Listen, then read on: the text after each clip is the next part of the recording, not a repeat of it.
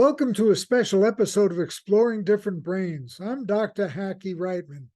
At Different Brains, we consider neurodiversity to include intellectual and developmental differences, mental health challenges, and neurological issues. So today, for our 300th episode, we want to look at the varied diagnoses that fall under that umbrella, as well as get some thoughts from self-advocates on what it means to be neurodivergent. Let's start with Tourette syndrome self-advocate Tara Lerman. I wish people knew that, not everyone with Tourette's is what you see in the media, what you see kind of on TV. I think there's a lot of jokes around it. But to those of us who have it, it can be funny when we're making fun of ourselves, but it's not, it's not something to laugh at. And it is a serious condition. Some people have kind of different tics, more severe tics. Some people have less severe tics. There's no one size fits all. So, you might have a friend with Tourette's, but that's, you might meet another person who doesn't have Tourette's. So, really just knowing that it's a complex disorder, but also, it can give people who have it really interesting kind of attributes as well. I would say I'm more creative because of it. I have more empathy because of it. So, for as many frustrations as there are, there's also kind of little, really good things about it too. Different Brains intern Michael Tolifsford. What is one piece of advice you might have for somebody with misophonia as to how to deal with it? If they haven't heard of it, I can tell you from experience that finding out that it's a thing, other people have it, that in itself is a huge vindication. It's a big relief. So assuming that they already know that misophonia exists, I think the best advice I could suggest would be to find a coping mechanism that works for you. And there's a bunch of them. I tend to go with the, like I mentioned, the earplugs, but I've also heard good things about using headphones with noise generators that you can control with an app on your phone. And so that way it just sort of drowns out it, like being at a restaurant. You can still hear, but it drowns out the nitty gritty of the triggers. And since we now have those tiny headphones that don't have wires in them, I can imagine it being even easier to do that nowadays. Different Brains intern Preston Fitzgerald. I would say the biggest thing would be that a very small amount of people that have tuberous sclerosis are unable to speak for themselves or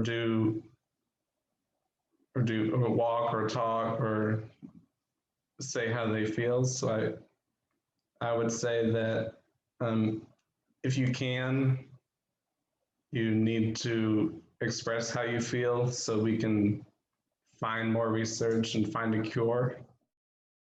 Sarah Goldman. What is the biggest single thing about cerebral palsy you think that people like me are ignorant about? Cerebral palsy is a tough one because there's such a variety of people that have cerebral palsy. It can range from people that are unable to speak all the way to people who are able to walk independently with just a slight limp. And I'm somewhere in the middle. I am able to work and drive a car, which I'm so thankful for, but I also rely completely on assistance for, activities of daily living, and I'm unable to get myself out of bed. So I fall somewhere in the middle of the spectrum. And I think that people probably just don't realize that, they don't realize the wide variety of what cerebral palsy is and how people can differ on their abilities. So I would say that's the biggest misperception of CP. Different Brains intern Julia Futo. One thing I want people to know about developmental coordination disorder, it often overlaps with conditions such as ADHD or autism. So it really matters to get to know us on a personal level and to pay attention to if we miss milestones, because that is one big giveaway to if you have developmental coordination disorder and not autism, which is mutually exclusive to developmental coordination disorder or something else. Kayla McEwen. Tell us, Kayla, what is one great misconception about Down syndrome that you'd like to tell our audience that they might have the wrong idea about? The biggest one would be that we are not capable of doing anything, but you don't have to look far because people with Down syndrome are doing the same things as everybody else. Did you see that young lady golfer that was able to make a par on the sand trap? That had to be difficult. And Don Cronin from Don's Crazy Socks, he owns a multi-million-dollar company with his dad, and he's a multi-millionaire. And we are holding down everyday jobs. And we are really, really able to work and have a career. Ryan Lundy, what is one thing that you wish that everyone knew about nonverbal learning disorder? One thing is, I wish that there would be more of an acceptance of it.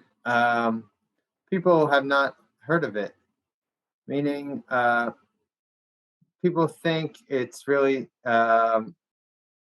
you're nonverbal, you're not allowed to speak, you can't speak. So it's like a misconception of it.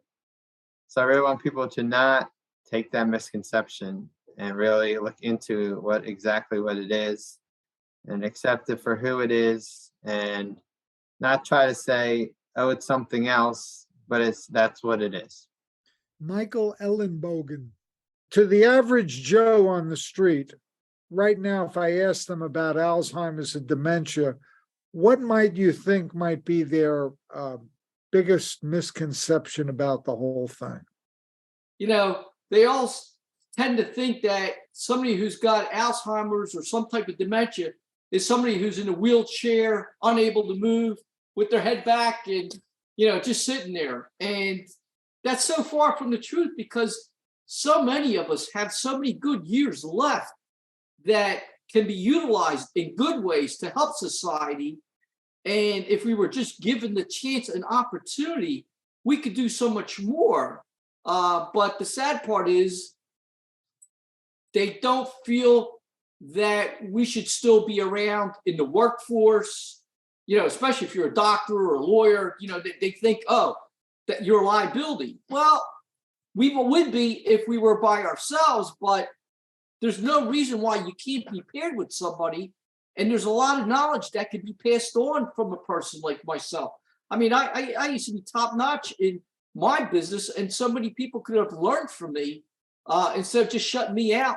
And there's so much that I could have taught so many new people in this industry. Yes, I get it.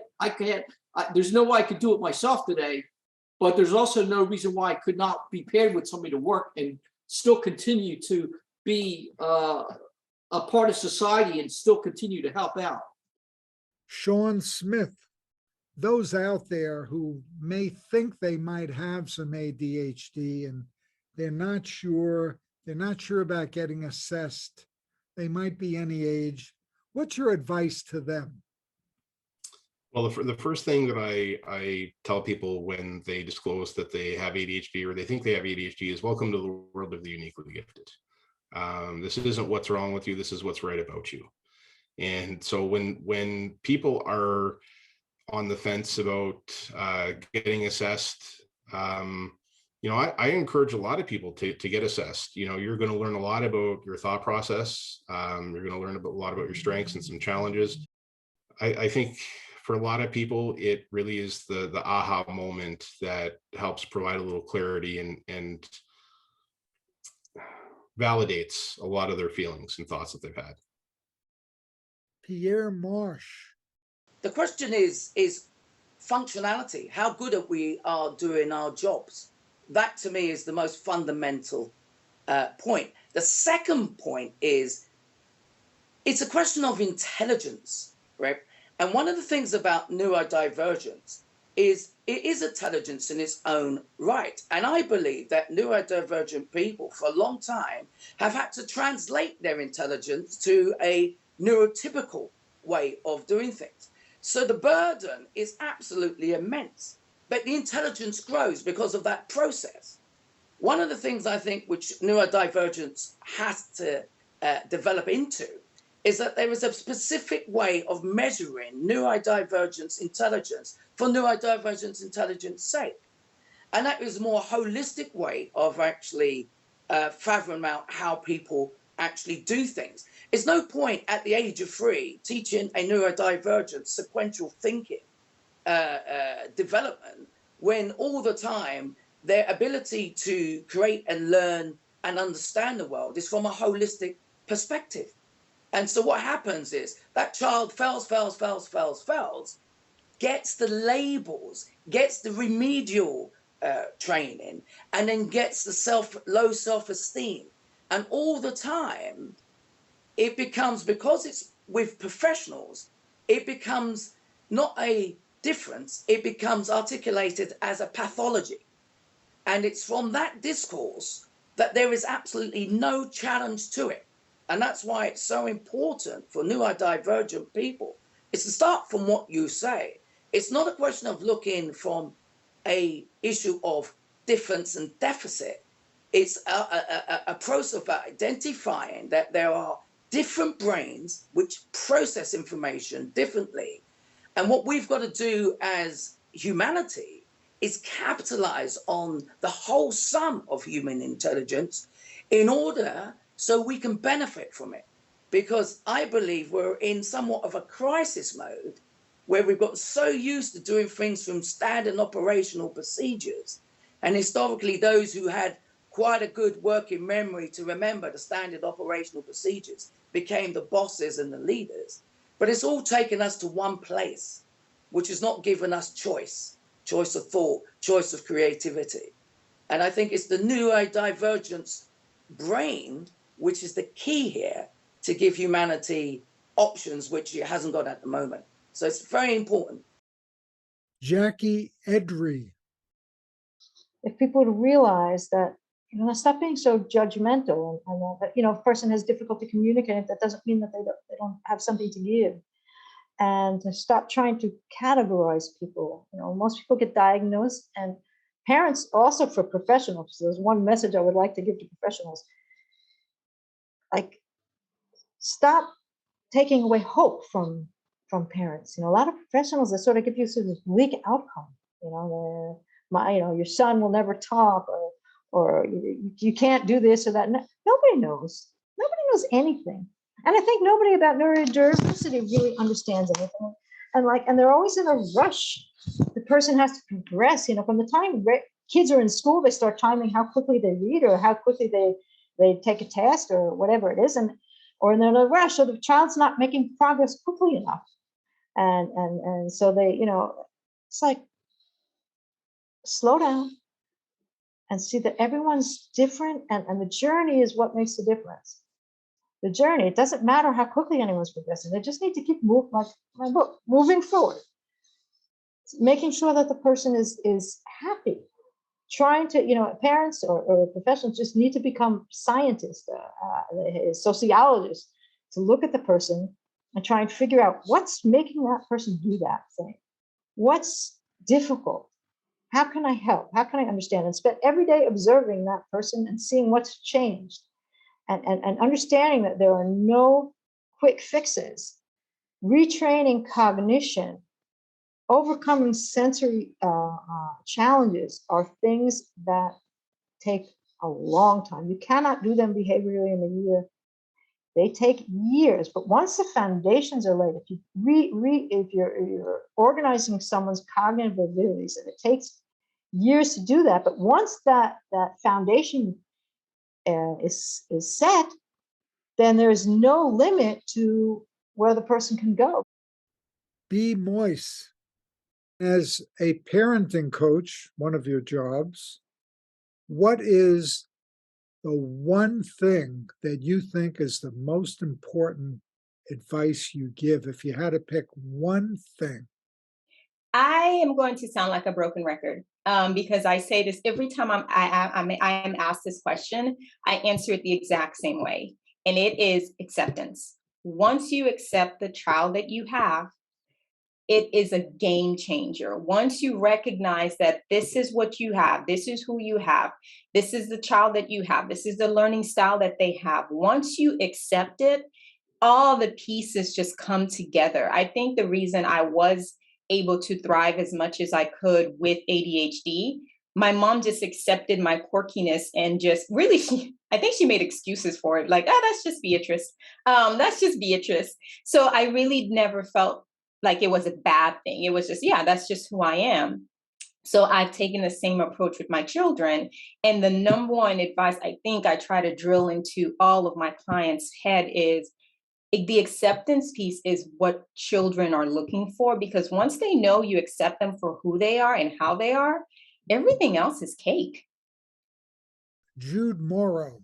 I think there's a I don't know if it's a flaw or an unrealistic expectation, is that in every field of human endeavor, people try to find the solution, the one size fits all, whether that's the theory of matter or whatever. And every science, every kind of mode of health and social care, people want the one answer. But with the kind of neurodiversity community, that doesn't really exist, where everybody's so varied and so different. And I mean, as humans, we tend to compartmentalize people, which is a really awful trait. We're the only species in the animal kingdom that does it. And it's probably why we will probably have arrived last onto the planet and probably leave first. Kind of, there'll be so many other species that are much kinder to each other that will live way, way longer than us. And I suppose if I'm trying to find a one size fits all solution for everybody, and my futile effort to try it, it's the closest I've come to is trying to work with people to remove their unconscious negative bias.